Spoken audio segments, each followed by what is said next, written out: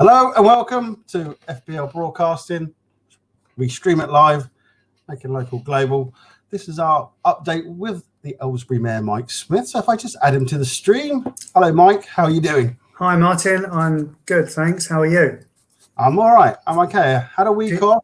Yeah, did you have a good break? I did indeed. It was my birthday as well, and so was the girlfriend. So her birthday straight after mine, born in the same year, same hospital.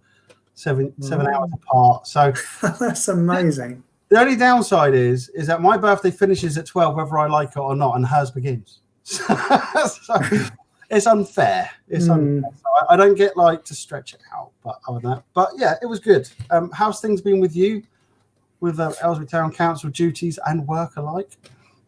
Yeah, been getting a bit busier, so starting to see signs that a few more, shall we say, of more the standard kind of duties are coming back now. So last Saturday I did a wreath laying at the War Memorial for VJ Day, with the British Legion and Father Doug from St Mary's Church, which was nice to be out doing something to mark a very important occasion.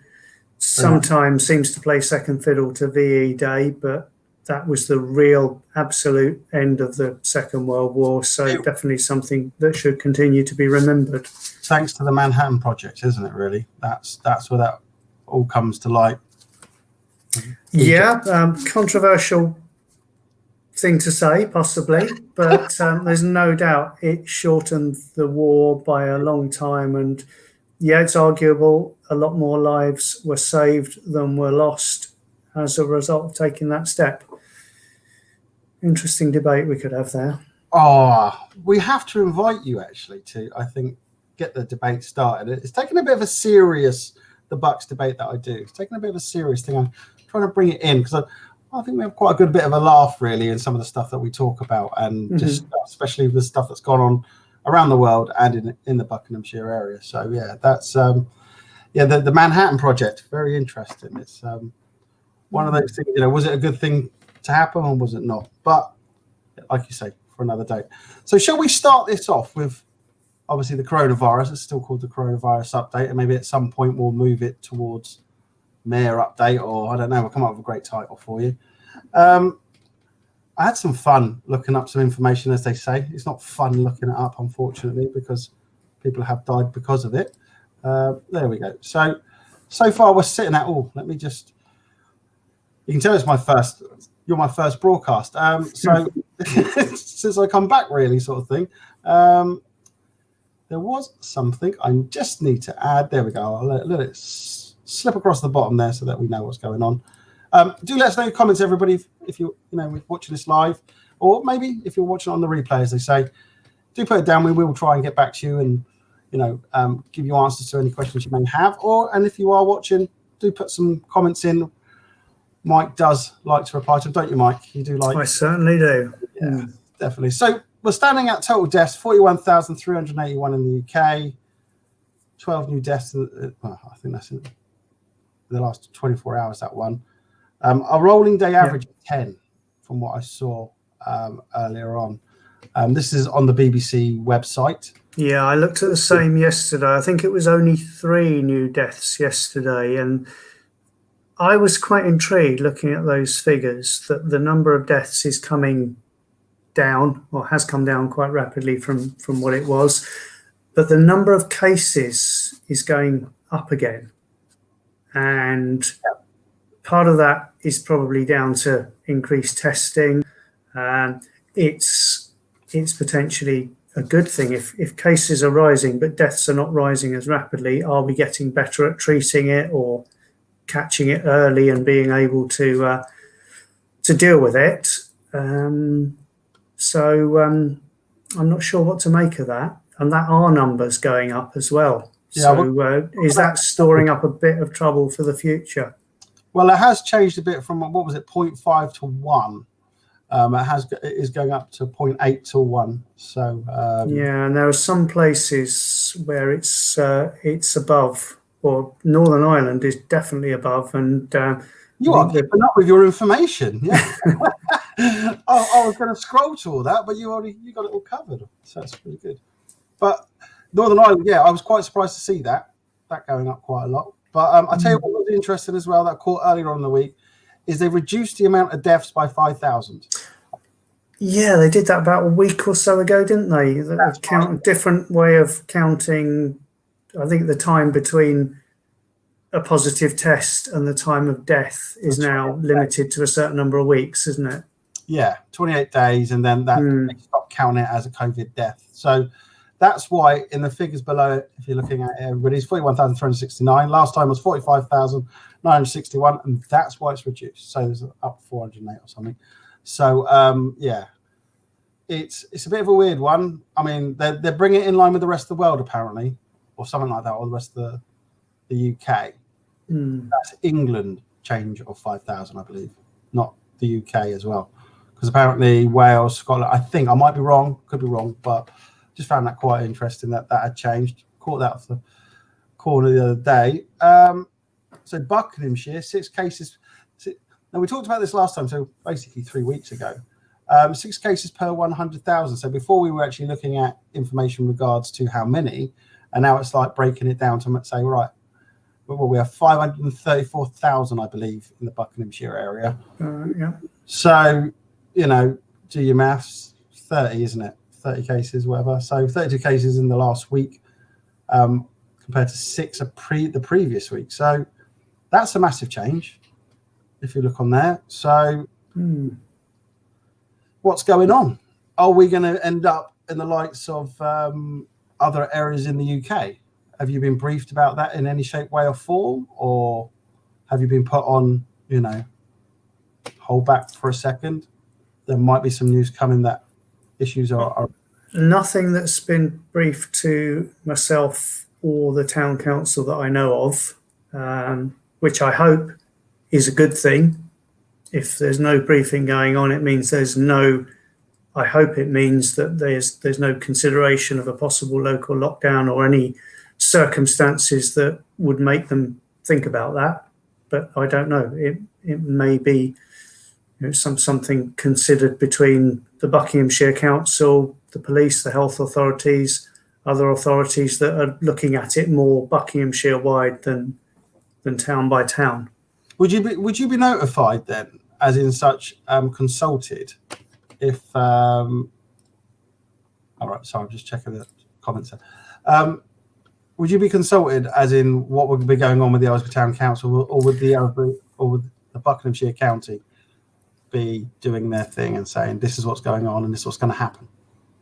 Yeah, I think the county are the lead authority for health-related matters, as are the NHS trusts. So I think I would expect other councils, such as Aylesbury Town Council, to be consulted, asked for help in various ways, but probably not be able to say, no, we don't agree with that decision or whatever. I think that's something that will effectively happen. And if you get into a situation like that, I guess it needs to happen quickly and effectively. You can't have a week of ping pong debate when different authorities are saying to each other, shall we, shan't we?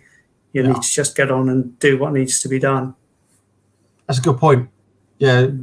I mean, was that done at the start? We don't know. There's a lot of debate going on about that now. There's a lot about people complaining, especially about the deaths. Did we do enough to start with? So, yeah, interesting. So we got a load of, obviously, areas of intervention, enhanced support and areas of concern. Luton. God, there's my Londoner. Luton. My English teacher, Mr. Devlin from back years ago, whatever. Definitely had to go at me for saying that. Bedford. So these are areas near us, aren't they? So they're not far away. Yeah. Not. No, I used to live in Houghton Regis, so yeah, I know how close Luton is. So that, I mean, a lot up north, obviously going on. So, but going back to what you said earlier, I think it's down here somewhere. Oh, there's your R number. Yeah, so a 0.8 to 1. So that's really reduced. That was like that, wasn't it? And now they've literally said, we're basically on the tipping point. Because remember, if it goes over 1, then sanctions start to hit the whole country, correct? Well, that certainly means that cases are on the increase and rates of infection are on the increase, and I would expect action to be taken. So, yes, I think that will be a trigger point. Although I did read somewhere else that they're now saying the R number isn't quite as useful a number or as important a number as they were thinking earlier on. So I'm getting quite baffled by all this science and all the different contradictory kind of trends and numbers. Well, yeah, you can see from a UK point of view, if it's the R number goes over 1 and then we start to lock everything down, it's a bit like, oh, hang on a sec. If it's only in certain areas, that's where that will be more, obvious for that to be implemented. But again, about cases, how many cases have been put down and how many people have been tested. So this is what we were obviously talking about earlier when you jumped ahead and beat me to it. I'm sorry. It's good. No, I love it. I love it because we can then show the people. It means you know what you're talking about, and you keep up, and that's what we'd expect from a really good mayor like yourself. So our number estimates in the nations and regions. So like you said, Northern Ireland, 1.2 to 2. I mean, is there sanctions going on there? I haven't caught that on the news or anything, Pete. Nor have I, and I don't know what the position, whether that's a decision for the Northern Irish government or the UK-wide government to tell them what to do or put pressure on them. But I haven't heard of any of what particular measures are being in place to bring that down. But if that's potentially double what we want it to be, or more than double because we want it less than 1, I think that is quite a serious situation. Okay. I mean, look at the Southeast. Southeast has done really good, haven't they? I mean, look. Obviously, we're keeping things done right. We're keeping ourselves locked in. We're using face masks. What was the new thing from our Prime Minister? Wash, is it? Wash, cover, space, or something, wasn't it? Something like that. Something to remember. I missed that. Is that the latest version of the 3 sort of catchphrases? Yeah. Like, stay alert, beat the virus, whatever it was before. Yeah. I think I failed already because he said, I think that was easy for people to remember, and I've already forgot that. So that's really good. I think it's, wash, whatever. Yeah. So, so wash your hands, social distancing, wear a mask in the places you're supposed to, and if everyone does that, then we've got a good chance of beating it. Yeah, I mean, we talked about face masks. We're talking how many months ago now? 4, 5. Yeah. Some of us even created our own face mask. And some of us copped out and bought one. Nah, that's but fine. At least we've got one. That's the main thing. Exactly. I do like when people say to me about it. I need to create my own one for FBL, but I like a proper, one you wear around your ears and all that lot without. I think the one that I created was best for if you was in a fire. I think that would work really well, better than nothing. So there we go. Right. I'm digressing. So, so that was all the stuff I'd picked up so far. English hardest hit country in Europe by the coronavirus. As you see, it says 7.5. Sorry, England 7.5, but United Kingdom 6.9, which is interesting. But it's a weird one, isn't it? I mean, France we've got a lockdown now, if not a lockdown. But if you come back from, is it France and Spain? Mm-hmm. It's a 2-week, isn't it? 2-week quarantine. Yes. Yeah, basically. There's a few others added to that as well, isn't there? So. But that's that. So anything you think we should know or kind of understand from the Aylesbury Town Council sort of point of view in regards to the coronavirus and what we should do, or any sanctions or something you've been told, or to help us on our way? Believe it or not, there's nothing I'm party to special information on. I'm getting the same messages as the rest of the general public, and for this purpose, I am considering myself very much a member of the general public. So I'm taking in those messages and I'm doing all I can to make sure I follow them. and I think the vast majority are still doing that. Yeah.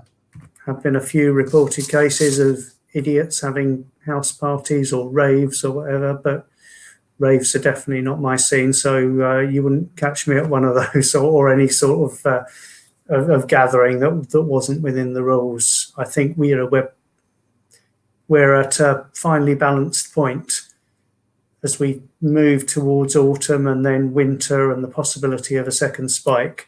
I think people getting complacent and thinking that life has completely returned to normal is probably the biggest danger we face, because we could be straight back into this thing. Yeah, we could. But there's also the point about, do you think the government's doing herd immunity? Do you think, if there was an interesting thing on the 31st was about they talked about the lockdown, or Boris talked about the lockdown, Prime Minister, sorry. And then it was about business can carry on as usual. And it's a bit like, well, how can you lock people down in their homes and let people go out to business? This is what we talked about before, wasn't it? When they started to look at lifting restrictions, businesses were going back first rather than people going to see their family. And obviously there's been lost ones as well. So it's not that good. But allowing people to do this sort of thing, like, have the police gone to these areas that you're aware of, these raves and broke them up, made sure they were all wearing masks and cleaned their hands? Have they done that at all when you spoke to them? I'm not aware of any that have happened in this area, so I haven't got direct intelligence from our local police, but I read in the news about them happening in other parts of the country, and the police going in to, try and disperse them. But you've potentially got hundreds or thousands of people and a far smaller number of police officers, and they can't really go around grabbing people, arresting them, piling 6 of them into the back of a police van to take them down the station. That causes as many problems as it solves. So that's the point, isn't it? Yeah, you can't really, if you throw a load of people in the back of a police van, then actually you could be contaminated. You're potentially creating the issue. A hotspot, and police officers at risk of getting infected themselves. And if we're then down on police numbers, because many of them are off with coronavirus, then that's a really difficult situation. So I think I understand why the police aren't able or don't think it makes sense to go in heavy-handed, and they effectively go in and appeal to people's better nature to try and persuade them to behave differently. But there are some that will, perhaps knowing that they're not going to use any stronger powers because they can't, will carry on behaving in an inappropriate way. Yeah, I think there's still a very small minority. I'm not saying the whole country's gone crazy and gone to pot. I go out to the shops as I have to, and I see everyone wearing masks. Well, the law isn't there. I see people outside pubs, tables nicely well spread. Oh, have you been social out? distancing, following the rules? Sorry? Sorry to interrupt you there, but have you been out using the voucher from the government scheme for meals? Strangely enough, I did so today. This lunchtime, a couple of friends that I used to work with were saying they were going to have lunch at a pub. I said, yeah, okay, I'll go along. And then this morning, just before I was due to go, work stuck a meeting right in the middle. So I popped along. Naughty work. I had a exactly, very unfair. It's very, Surely they should be paying me to enjoy long lunches with my friends rather than doing any work. Anyway, well, let's move on from that. So I had time for a couple of a drink and a quick chat, and then had to come back. But so that was one example. The pub had a very clear one-way system through the whole grounds. There was no one inside apart from staff. It was all tables seated outside. Luckily, the weather was quite good at the time. Unlike today. Unlike today. It was earlier today. In fact, as I got home from a meeting, I think it started raining about then. So for me, it worked out quite well. Yeah, I mean, today the rain's been horrendous, on and off, start, stop. It's like I've dodged it. I've walked a few miles today because I need to get exercise. So I've walked like all around the wonderful walks all around the back end of Fairford Leeds. There's some nice routes going out and over Quarrendon actually. So I don't know. Girlfriend told me she took me out like a dog. I had to go and walk 5 miles, and then I ended up walking uptown to deal with banking issues that you have with businesses. But I'll tell you a good place to walk. I don't know if you've been there yet. The Greenway between Aylesbury Parkway Station and it goes up to Wadston. It's about 4 or 5 kilometres each way, or maybe a bit more. No, it was 3. My partner and I did it on Sunday. First time we've been on it. It's a nice, smooth, flat tarmac path, but well away from the road, and you can got good views in the distance and pass over streams and pleasant things like that. I got to admit, nice little leisurely walk. Yeah, I got to admit, I'm more of a biker. I like to get on a bike and ride. I mean, I've got to dust it off. Don't get me wrong. But because I've been working quite a lot, she's making sure that I go out and do some exercise. And also she wants to do some, obviously she likes walking. But thanks for that. That's probably a nice 10-mile walk, isn't it? Roundabout. Sorry, my phone's going off. Let me just kill that. Just text them back. I'm live. There we go. I'm on the telly.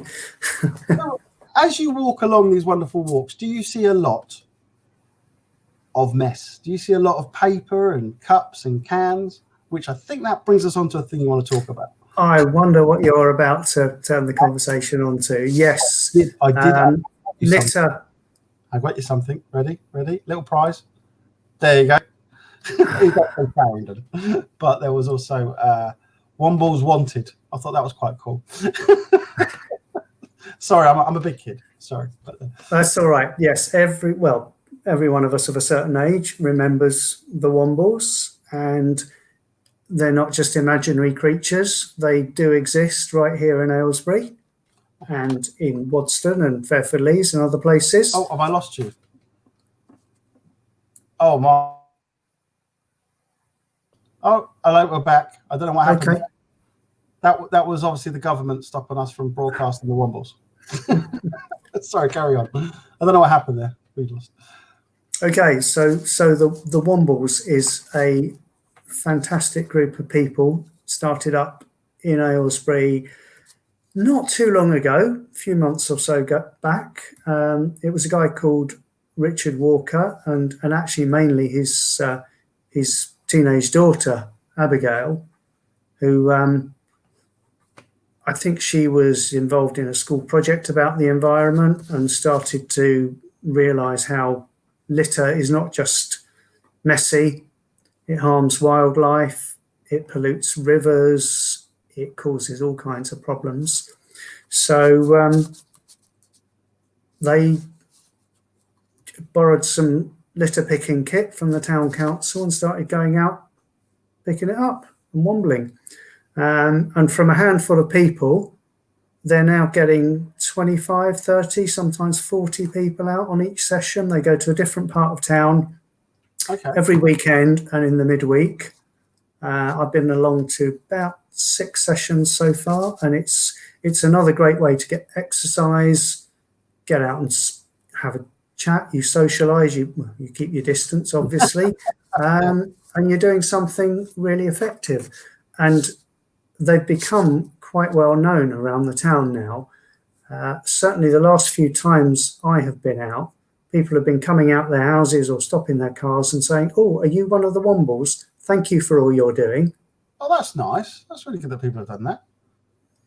And people even asking, "Oh, how do I join the next one?" Join that Facebook group, find out when the next session is, and just turn up. We'll give you some gloves, we'll give you a litter picker and some bags. All the equipment has been donated by the town council as they grew. Our own kit, which we loaned out to them, but we also need ourselves, wasn't enough. So we bought a whole load of new kit, and I handed it over to the Wombles a couple of weeks ago as in my role as mayor. And then took my chain off and rolled my sleeves up and got on with some litter picking. And and you it's didn't do it with your chain very on? rewarding. You didn't do it with the chain on? Or was it a bit heavy? You could have picked it It up. was a bit heavy, and it might have dropped into a bag, and someone thought, "Oh, that's a shiny piece of silver foil or something. We'll get rid of that." That would have gone down well. I know there's a few people in the Aylesbury Town Council who wouldn't be happy with you. You don't want to upset them. So, Rule number one: don't lose the chain. don't lose. Is that what they tell you at the start? Don't lose the chain. They tell you that, and then they tell you you've got to keep it with you at home and between engagements, and they also tell you roughly how much it's worth, which is a bit scary. Are we allowed to know? Are we allowed to know? I think it's insured for knocking on for £100,000. Right. So where do you go for walks, by the way? That's a lot of money, isn't it? I mean, Mr. T would be well impressed, but that is quite a lot, isn't it, for you to have to look after and everything. But I've got through 15 months and haven't lost it yet. So has there been any chats about this time period, about obviously that you've held your position? Or are they just continuing on with you? We're playing it by ear at the moment. Normally it's 1 year, and I'm now past my 15th month. The idea was that when normality returned, we'd have a handover to a new mayor, because I think, although in the past mayors have done it for 2 years, sometimes even longer, that is quite a demanding commitment if you've got a job and a family and other things you want to spend your time on. But I'm happy to carry on serving the town for as long as they think that I'm the man to do it. Quick question. Your company, do they let you out to obviously do your mayoral duties? Do they let you out? Sounds like you're a convict. Sorry, Mike. Do they give you time off? They do. They have been very good, actually. I've been a local councillor for 20 years whilst working for the same company. So over the years, I have needed time off for meetings and events and so on, even before I became the mayor. But I think my company always knew that I would always get the job done. If I had to nip out for an afternoon engagement, I'd be in early the following morning or get the job finished over the weekend. So it was give and take, and they've been very good about it. I think most employers are. Some might not be, but I think having the mayor of a town as one of your employees is probably a plus point for an employer. So they wouldn't want to make it difficult for them. Do you want to mention who they are, or are you going to keep that quiet? Yeah, I can mention who they are. The company is called... I think that'd be nice to, because, thank you for, especially, from people of the Aylesbury town. It's very nice that they've done that. So the company is now known as Utmost Life and Pensions. Okay. Most people would know it as Equitable Life, which has been an Aylesbury company for hundreds of years. Yeah. And they were taken over at the start of this year by a new company called Utmost, and I'm at the moment still working for them. So is that part of the Black Horse Group, or is it actually not? Because it was part of Lloyds Bank or Lloyds Banking Group for a number of years, but Equitable then became an independent company again for about the last 9 years before becoming part of this Utmost Group this year. As with everything in business, things change all the time, and what was the right model to work a few years ago no longer fits the way the economy works, so things move on. Okay, But they've been a very big employer in Aylesbury. I think virtually everyone knows someone who's worked for them or had a family member who's worked for them over the years. That's something to say, isn't it, actually? I mean, a quittable life, I mean, it was unfortunate what obviously happened, but they were a major employer in the Aylesbury Vale. So, and they had something like 1,500 people working locally at one point. So it's a lot less now because the company is smaller. It had to close to new business, so it's running off the existing life and pension policies that people held, and well, the inevitable happens. People die and policies come to an end. So are they taking on new business Utmost, or are they? They've started now to take on new business. Obviously, this year is perhaps not the best time to be doing that with a lot of uncertainty around, but hopefully if the economy picks up in the future, that they will be in a position to grow again. Well, there we go. Would be great news for the town. Yeah. So if you're looking at pensions and everything, Utmost.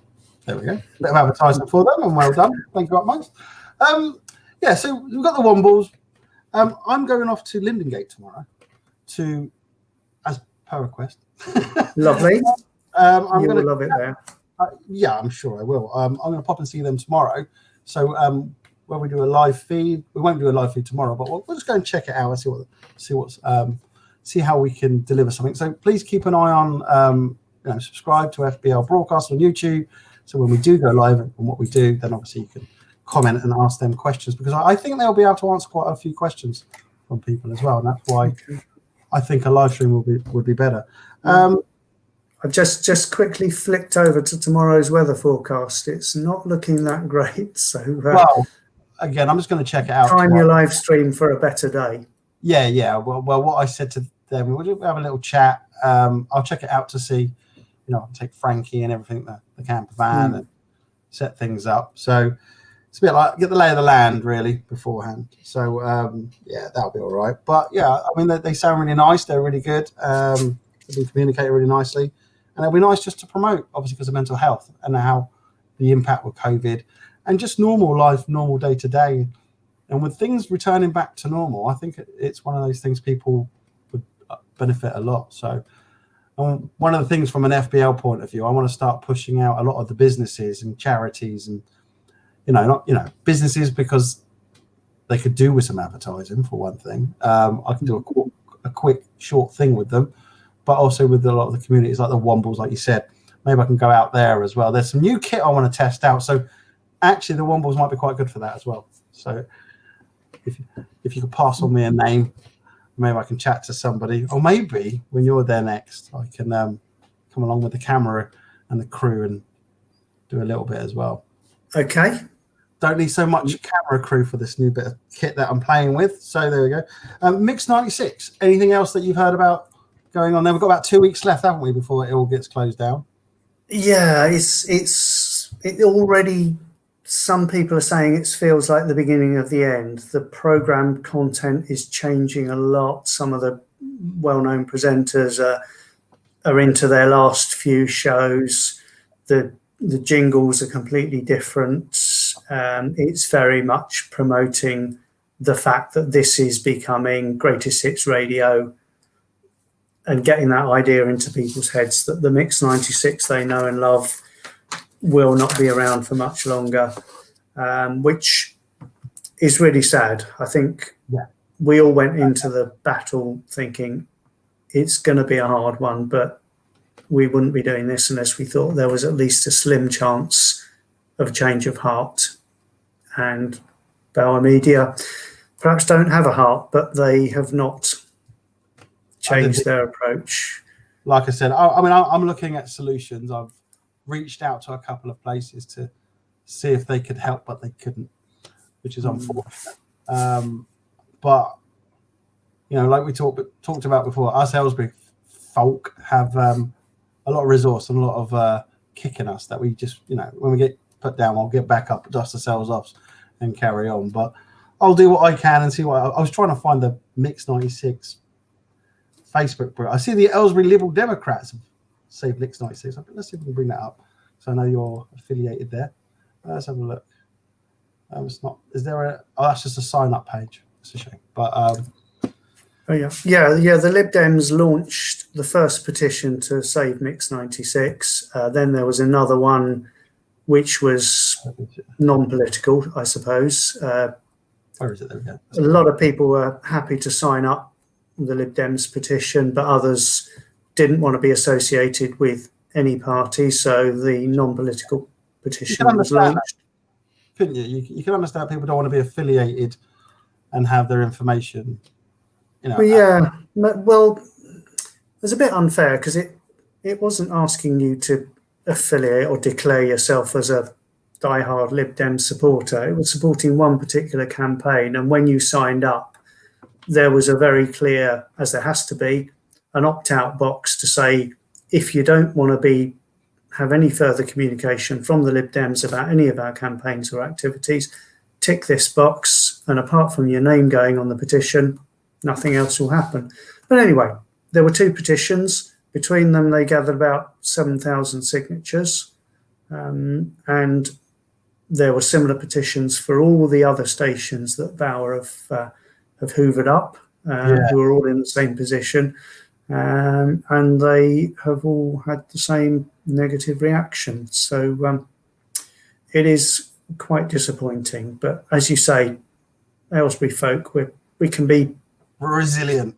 Yeah, that's the word. Yeah, I was almost going to use a word that wasn't broadcastable, but resilient little beggars might be. Would you mind it? Yeah. So we'll see what happens. Yeah. I mean, I'm part of the Facebook group for Save Mix 96. Oh, hang on a sec. We got Carol just said there is a Mix 96 website. Not sure of the address, and they are on Facebook. Thank you, Carol. Yes, we do know that. So I'm part of the Facebook group on there, and also Save Our Stations. That's or our local stations. That's another one on Facebook. That's the umbrella group for all the different individual campaigns, which then came together and shared ideas and tried to take the fight to a national level. But again, with the same result. Again, I'm looking at ideas, Mike. I will try my best, as build my media empire myself. But I just think it's Carol says, sorry, just joined us. At least we're reading the comments, Carol. Thank you as well, by the way. Like I didn't do a couple of times, which you got annoyed with. But yeah, it's a big group like they have had obviously their fingers in all the pies in quite a lot of the industry anyway. And it's a shame. Is there nothing that we talked about this before? Is there nothing that the local councils can do to put like a community radio station together?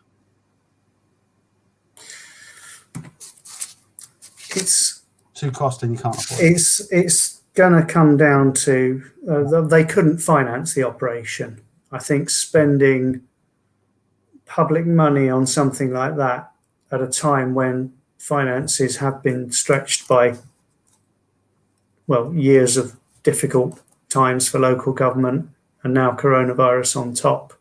Yeah, good point. We have to focus on the activities that really are vitally needed, and a radio station is a great thing to have with genuine local connections, but I don't think putting public money into that would go down well. I would, if there was some way of helping another group, another organisation with funding bids or pointing them in the right direction, helping to get publicity for them, I absolutely, certainly my party would want to be involved in that. I'm sure that local politicians of all colours would want to do that. And I know our MP, Rob Butler, has raised the matter in Parliament.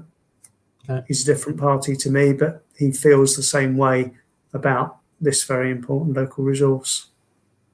Yeah, it's good that Rob's obviously raised that. What has he raised it in regard to the Baur Group or specifically to Mix 96? It was in regard to Mix 96, Okay. but the Baur Group takeover and the threat to local programming and the local jobs that go with it. I did listen or watch the broadcast of that session in Parliament, and the Prime Minister certainly seemed to be agreeing, but whether between them they've been able to exert any influence, nothing that we've seen. Yeah. At the end of the day, money talks, and it's the economics that are driving those decisions. Yeah. Well, like I said before, if we've got like the Baur closing it down, is it making enough money? Is that, for them, it must be making some money. I don't think it's at a loss. So I reach is very, very good compared to a lot of others. yeah, I believe it's over 40. But I think the Baur model is most of the time have the same programming everywhere. You don't need so many local studios, so many presenters. You're paying less royalties on the music you're playing, I understand, because I think they're not playing very much or any of the latest music. The latest stuff. It's all older stuff. That's an interesting point. I think that makes a difference, and that has made a difference. A lot of people listening in saying this is not what we're used to.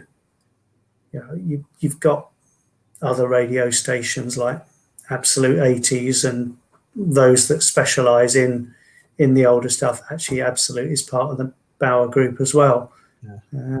So they're after a big consolidated model that can do the same thing for everyone rather than something geared to a local population and a local market. So it's bound to be cheaper. Yeah. But cheapness isn't always the best answer, is it? So at the end of the day, you get what you pay for. So it'll be interesting to see if the numbers come down. Sorry, Carol's just wrote, what about local companies who use Mix 96 for promotional use, etc., not help fund it? Okay, that's something maybe we can look into, Carol. So it's an interesting thing, isn't it?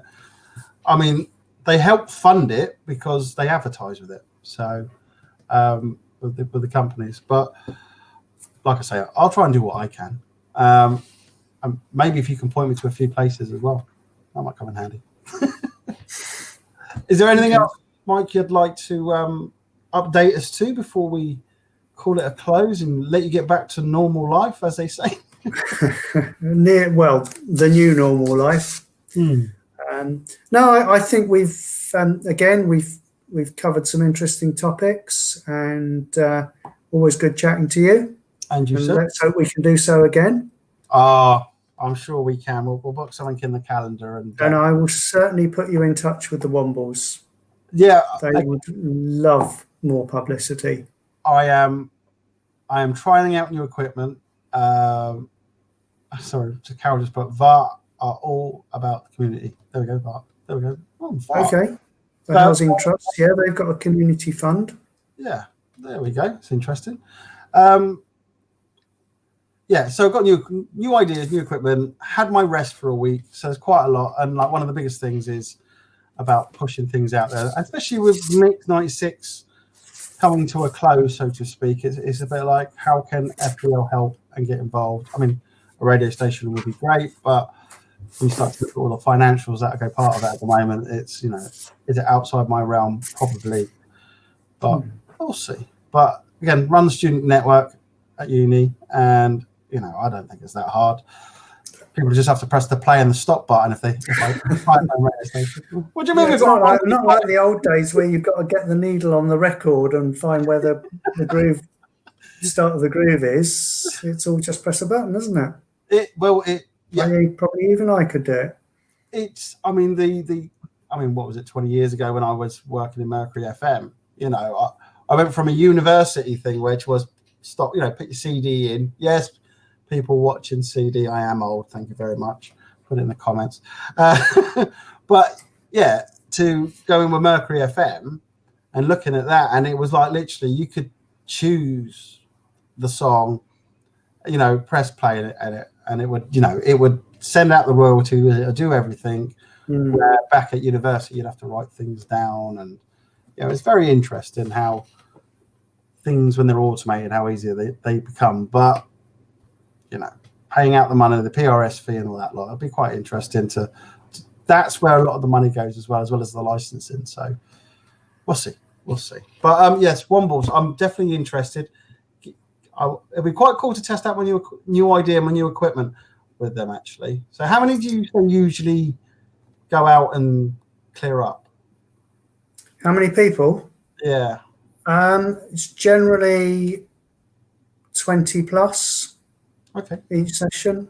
Yeah, some are, even in the rain last week, we still had 10 of us out. There's 2 sessions a week, one generally on a Sunday and one on a Wednesday evening. Okay. Different part of town each time. And they're all on the Facebook page. So it tells you the location and the time. It's normally 11 o'clock on a Sunday, 7 on a Wednesday evening. Just rock up and join in. Rock up. Is it a party? Sounds like a party. Yeah, it's the nearest thing we get to a party in the current circumstances. But it's a lot of fun and it's very satisfying.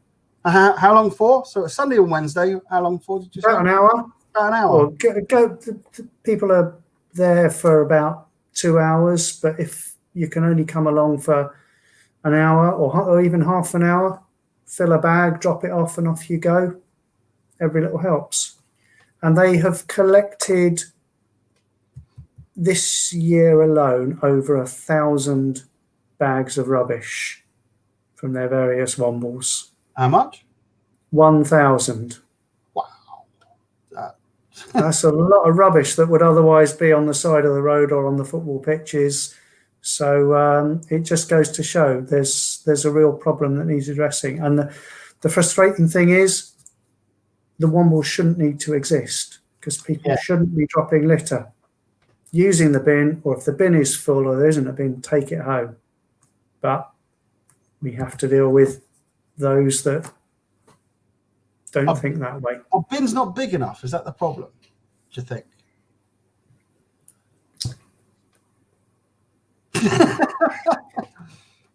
It's I think the number of bins in the town is not too bad, and maybe they could be bigger, but then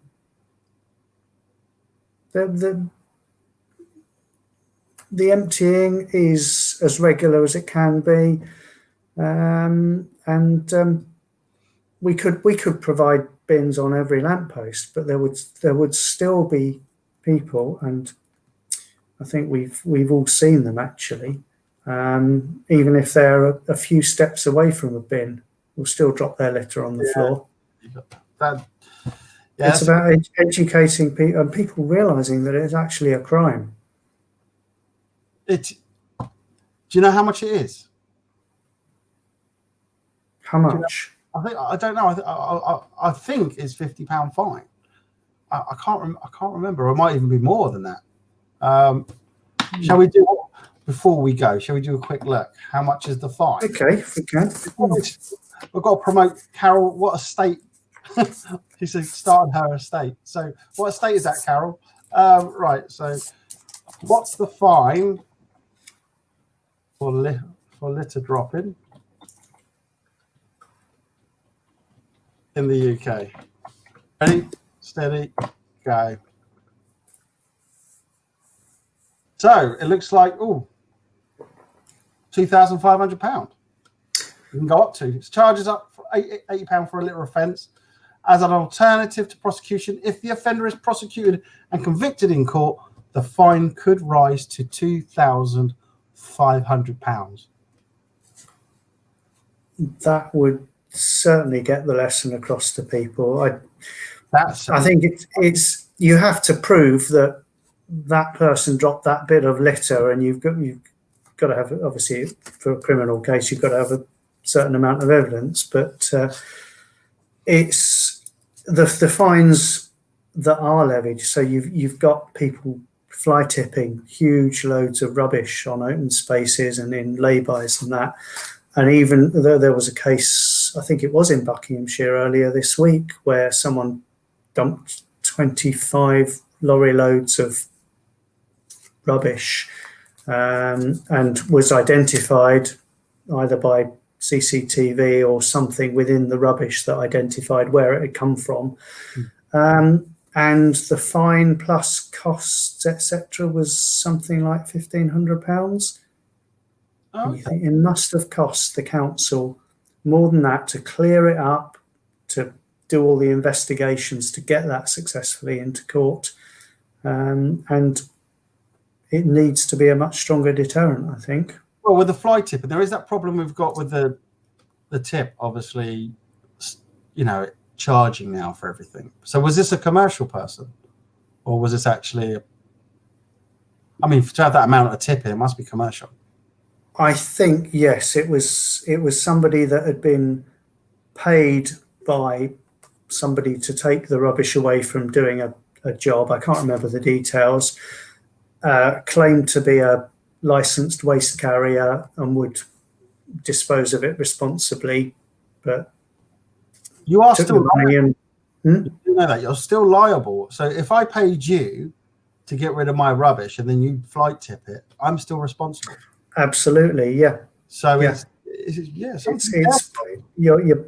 You have to check. You have to see. You can check it online through the Environment Agency. That type in the name of the person or the firm, and it will say they have got a valid waste carrier license or not, as the case may be. But you are responsible for checking that before you hand over your rubbish to someone to take it away. A lot of people don't know that, and please be warned. Yes, if they do fine, they will. They can fine you, and be very careful. So, okay, Mike. I think on that note, Carol's obviously saying it's the Mandeville estate. Thanks for commenting, Carol. Very nice of you. Have cleared up once. Have knocked door of where I know they are dumping and got a great result. So there we go. Okay. Well, sometimes having a word can just get people thinking the right way. But I'll tell the Wombles that Mandeville Estate is a place that's worth a visit, and I'm sure they'll put it into the schedule. There we go. They have a schedule. That's a good idea then. So yeah, generally you can see a couple of weeks ahead what areas are being visited.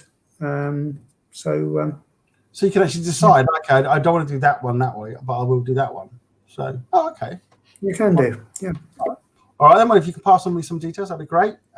Mike, again, thank you very much for spending your time with us. We'll look forward to catching up with you in a couple of weeks. And Carol, thanks for commenting as well. Very nice of you. Don't forget to subscribe, everybody. FBL's here. Try and deal with make things local, global. And as always, we like to keep it live. Mike, have a good day. Have a good weekend, and thanks for joining us. Bye-bye. Cheers, Martin. Speak to you soon.